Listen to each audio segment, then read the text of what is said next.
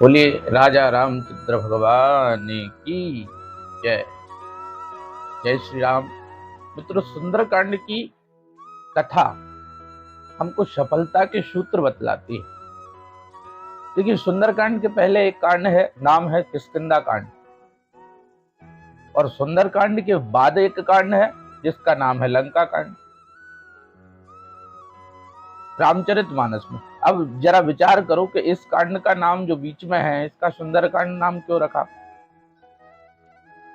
कारण बतलाते हैं। किष्किंधा कांड में केवल विचार होता है, काम नहीं होता। किष्किंधा कांड तक भगवान माता सीता की खोज में भटक रहे हैं। सुग्रीव जी तक पहुंच गए। सुग्रीव जी से पूछा, आपने सीता जी को देखा, आपने जानकी जी को देखा क्या? यहाँ जंगल से रावण ले गया है उठाकर।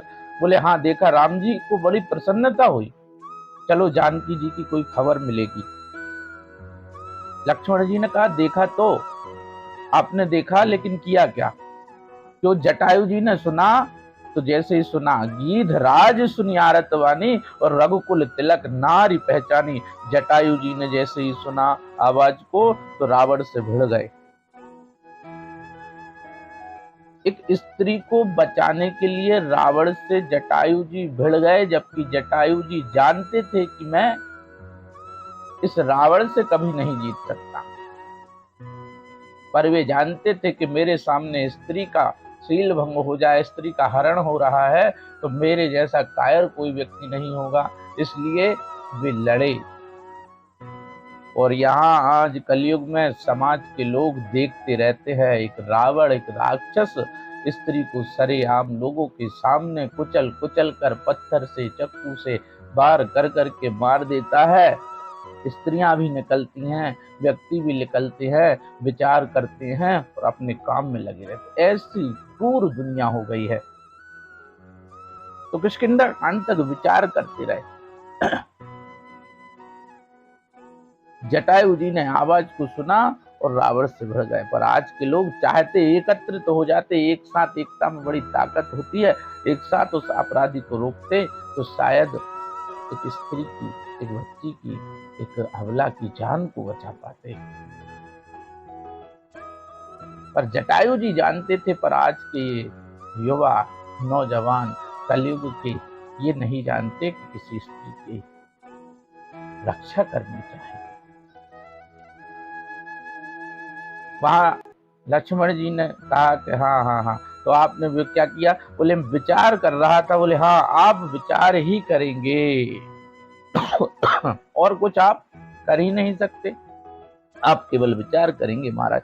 ये विचार करने वाले लोग कुछ नहीं कर पाते। अपराधी अपराध करके निकल जाता है, इनके जीवन के खास मौके, विशेष अवसर निकल जाते हैं, लेकिन ये कुछ नहीं करते, ये केवल सोचते रहते। होते हैं कुछ लोग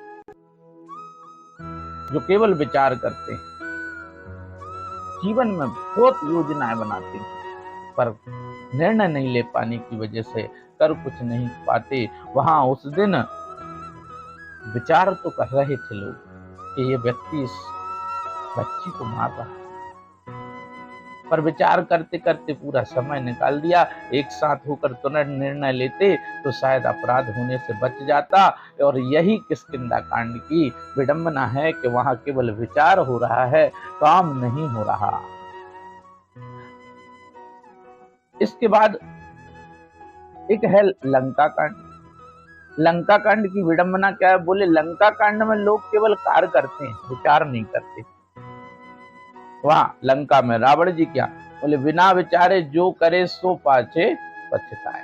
लंका कांड की विशेषता ये है कि यहाँ कोई विचार नहीं करता, बिना विचारे काम करते हैं। और देखो, याद रखना, जीवन में बिना विचारे करने वाले व्यक्ति को पछताना पड़ता है।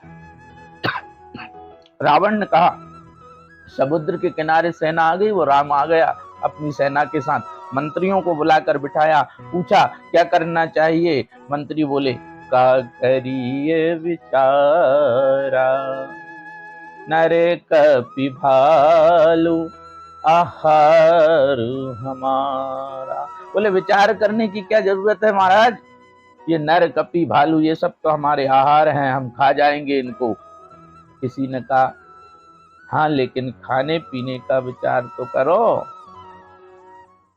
तो बोले सुनो, जो खाने पीने में विचार करे वो राक्षस कैसा, कुछ भी खा जाते। ये राक्षस प्रवृत्ति है कि नहीं?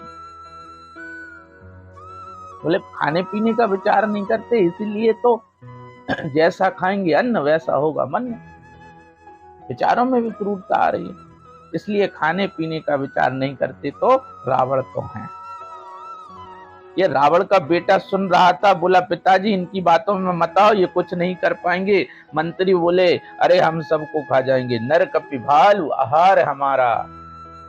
तो रावण का बेटा प्रहस्त सुन रहा था, बोले अच्छा, लंका कांड में बता रहा हूँ। बोले अच्छा, कुछ दिन पहले एक बंदर आया था, राम जी के दल का ही तो था, उसने तुम्हारे देखते ही देखते लंका जला दी। अच्छा, उस दिन तुम्हारा पेट खराब था क्या? तब तुम्हें भूख नहीं लगी थी? सुधा न रही तुम ही तब काहू, और जारत नगरू कस न धरी खाहू। तुम देखते रहे वो बंदर लंका में अशोक वाटिका में आग लगाता रहा, तुम क्यों नहीं खाए उसको? भूख नहीं थी क्या तुमको, या तुम्हारा पेट खराब था?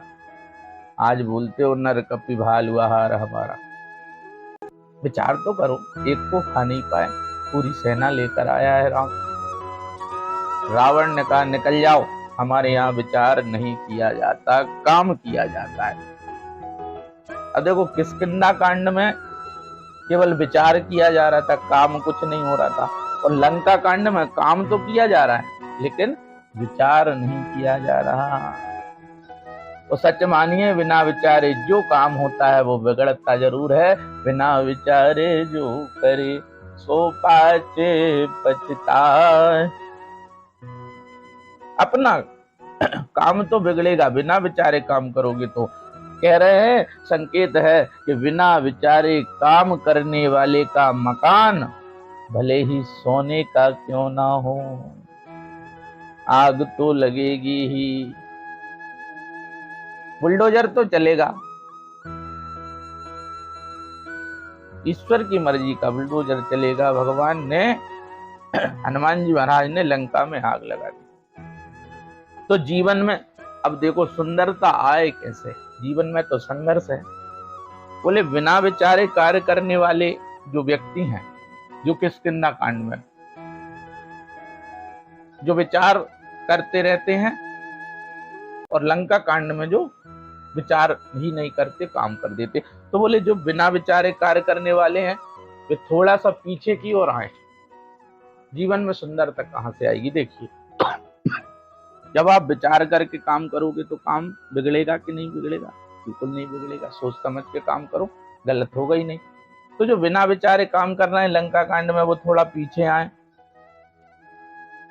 और बोले जो बिना विचार तो कर रहे हैं पर काम नहीं कर रहे हैं, बैठे बैठे सोच रहे हैं, वो थोड़े से आगे बढ़े। किष्किंधा कांड के लोग थोड़े से आगे बढ़े, जो केवल विचार करते रहते केवल वे आगे बढ़ जाएं, और जो विचार ही नहीं करते काम कर देते वे पीछे आए। तो क्या अच्छा संजोग बनेगा?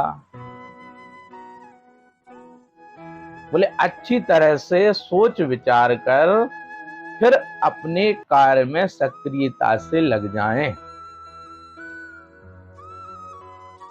तो अच्छी तरह सोच विचार के कार्य करेंगे तो जीवन में कार्य बनेंगे, बिगड़ेंगे नहीं। और जहां से जीवन में काम बनना प्रारंभ हो जाएगा तो जीवन में सुंदरता आएगी, शांति आएगी, काम बन जाएंगे।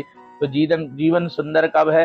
जीवन में तो वही बड़े संघर्ष हैं, कष्ट हैं, परेशानियां हैं। इन कष्टों के निवारण के लिए विचार भी किया जा रहा है, और कोई रास्ता समाधान दिखाई नहीं दे रहा।